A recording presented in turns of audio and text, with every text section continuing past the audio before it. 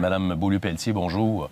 Bonjour. Bon, j'aimerais qu'on parle surtout des enfants. Les enfants, c'est des petits malins, hein? Ils nous cachent très bien leurs émotions. On ne voit pas toujours les effets pervers de cette pandémie, de ce retrait qu'ils vivent de la vie scolaire, de la vie sociale. Ils sont reclus à la maison.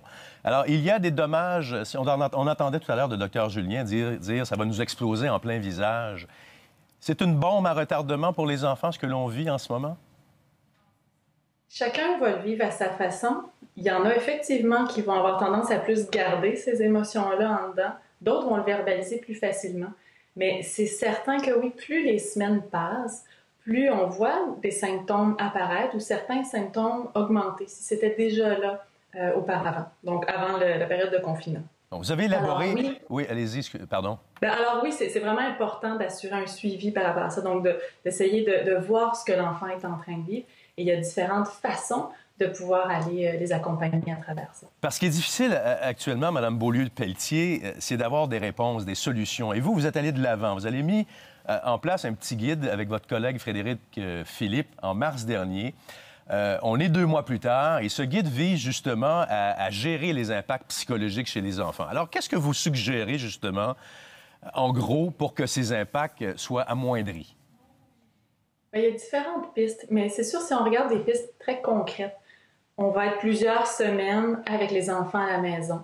Alors, ça va être vraiment important de mettre en place une routine prévisible. Il y a beaucoup d'insécurité, beaucoup d'imprévisibilité. On ne sait pas trop ce qu'il y a devant nous. Alors, ce qu'on peut rendre plus prévisible pour l'enfant, ça sera déjà ça. Donc, si chacun sait ce qu'il fait dans sa journée, pas de façon trop rigide, mais au moins d'en avoir une bonne idée, déjà, ça vient rassurer l'enfant.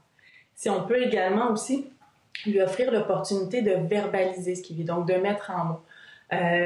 Certains, comme je disais, vont être plus fermés à aborder ça. Donc, des fois, c'est simplement d'offrir un espace potentiel pour accueillir l'enfant. Donc, pas nécessairement de presser l'enfant de questions, de comment tu te sens, puis pas non plus lui en mettre trop, mais en même temps, si on peut offrir une présence potentielle. Des fois, c'est simplement d'aller s'asseoir à côté de l'enfant dans le salon, il est en train de jouer, nous, on lit ou on est assis simplement, et on offre une ouverture. Bien, je vais vous parler de la routine. On l'a entendu beaucoup, ça, cette routine, elle est importante, oui, mais si l'enfant n'en veut pas de la routine, il me dit, moi, j'en veux pas de routine, puis je suis tanné de ma routine, on fait quoi? Bien, à la base, je l'encouragerais vraiment à ce que cette routine-là soit mise en place en famille. Donc, vraiment que les besoins de chacun en ce moment soient identifiés pour pouvoir justement arriver à faire une routine qui plaît à tous. Donc, le plus qu'on peut inclure l'enfant là-dedans, on s'aide en faisant ça, autant pour l'enfant, mais autant pour nous aussi. Parce que la famille peut devenir un cadre étouffant aussi, hein? Vous avez les parents qui sont en télétravail en ce moment, qui vivent des difficultés. C'est pas évident, perte de revenus, tension familiale. Alors, on semble présenter parfois la cellule familiale comme la solution miracle, mais au contraire, en ce moment, on a l'impression que c'est une marmite qui bouille et on tente de mettre le couvercle sur la marmite avec des succès parfois mitigés, là. Ah, clairement.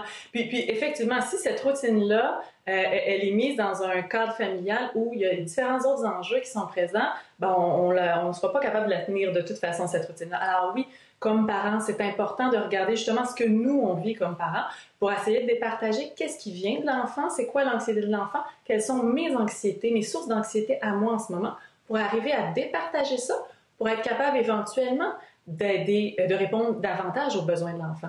C'est le temps aussi de baisser nos standards envers nous-mêmes, envers nos enfants.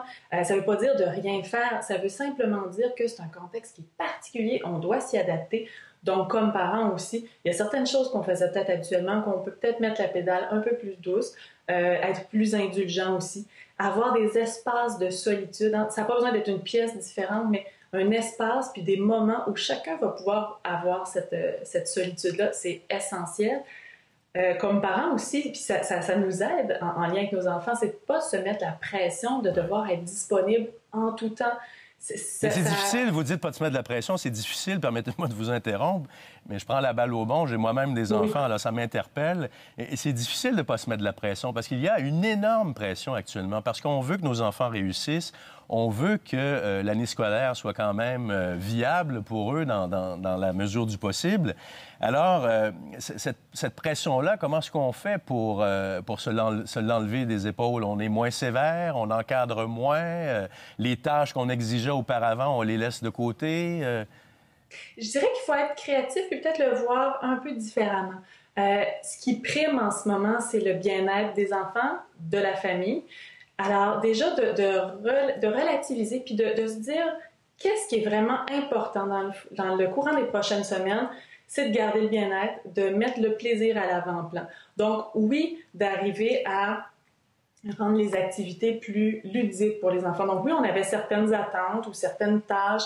Rendons ça ludique. Essayons de trouver des façons créatives de rendre le tout plaisant. C'est sûr que la pression qu'on se met pour les apprentissages scolaires, puis il y en a qui vont se mettre la pression de faire toute la journée. Puis dans le contexte, c'est pas nécessaire de s'en mettre autant. L'important, c'est que l'enfant sente qu'il développe son sentiment de compétence. Oui, comme on dit en bon québécois, on slack un peu, là. On se donne, on se donne du lousse. on se donne du lousse puis pour le bien-être de tous en ce moment. Vous avez mis en place également, et ça, je trouvais ça très intéressant, l'idée de bulle sociale. Expliquez-nous un peu, là, en quoi ça consiste exactement. En fait, c'est pas nécessairement un concept qui vient de moi, mais c'est vraiment une idée qui est de plus en plus répandue de dire, est-ce qu'on pourrait pas arriver, par exemple, dans des familles qui sont plus restreintes? On pense à des parents avec un enfant unique ou un parent monoparental avec 1, 2 enfants. Est-ce qu'on ne peut pas, par exemple, arriver à se dire, on va, par exemple, mettre 2 familles ensemble, chacun va respecter une quarantaine au préalable, on se met ensemble et on vit de façon isolée. Donc, pas nécessairement avec des contacts extérieurs, mais ensemble au moins de recréer certains échanges qui sont essentiels. On a besoin actuellement de retrouver ce contact à l'autre. On est des êtres sociaux, on a besoin de ça. Donc oui, il y a plein de façons qui existent, des façons créatives. On peut aussi utiliser les plateformes virtuelles, mais cette idée aussi de tranquillement renouer des liens d'une façon sécuritaire, en respectant les normes, mais on doit être créatif dans certains cas justement pour soutenir la santé mentale. On les éloigne des infos, de la télé, de RDI, malheureusement. Non, mais bref, est-ce que c'est important pour les enfants de ne pas être surexposés aux mauvaises nouvelles? Parce que les mauvaises nouvelles, il y en a à la tonne en ce moment et ça a un impact, ça? C'est essentiel, c'est important pour tout le monde de ne pas se surexposer, puis les enfants en particulier. S'ils veulent regarder les nouvelles, on le fait de façon accompagnée. On peut aussi sélectionner ce qu'on va leur montrer et faire attention aussi aux conversations avec les adultes. C'est pas juste les nouvelles, c'est aussi on est au téléphone avec quelqu'un ou par une plateforme web, on est en train de parler comme adulte à un autre adulte, et notre enfant qui joue calmement à côté absorbe ce qu'on dit, il capte tout. Alors, il n'est pas nécessairement en mesure de tout comprendre, mais absorbe cette charge émotionnelle. Donc, faire aussi attention à ça. Une dernière question, il nous reste 30 secondes. L'OMS disait hier, écoutez, il est trop tard, on ne sera pas capable d'endiguer ce virus-là, il va falloir apprendre à vivre avec. Donc, ce sont des années en avant de nous. Hein. On dit ça comment à nos enfants qu'ils vont devoir vivre avec ce virus pendant peut-être le restant de leur jour? En fait, je pense d'abord, on s'adapte à leurs questions. On leur présente très simplement, pas d'une façon paniquée, mais on leur dit l'état des choses, qu'effectivement, c'est un virus, qu'on apprend à le connaître, puis qu'au fur et à mesure, on va s'adapter. On répond aux questions au rythme de l'enfant. On ne va pas au-delà de ce qu'il est prêt à entendre. S'il pose la question, c'est qu'il est prêt à l'entendre. Et au fil des mois, des années, il nous posera aussi des questions. Puis on pourra, à ce moment-là aussi, l'accompagner à travers ça. Bien, merci beaucoup, Geneviève Beaulieu-Pelletier, de nous avoir donné un petit peu plus d'outils à mettre dans notre coffre pour parler à nos tout-petits, parce que c'est tout un défi en ce moment. Merci infiniment. Ça me fait plaisir. Au revoir.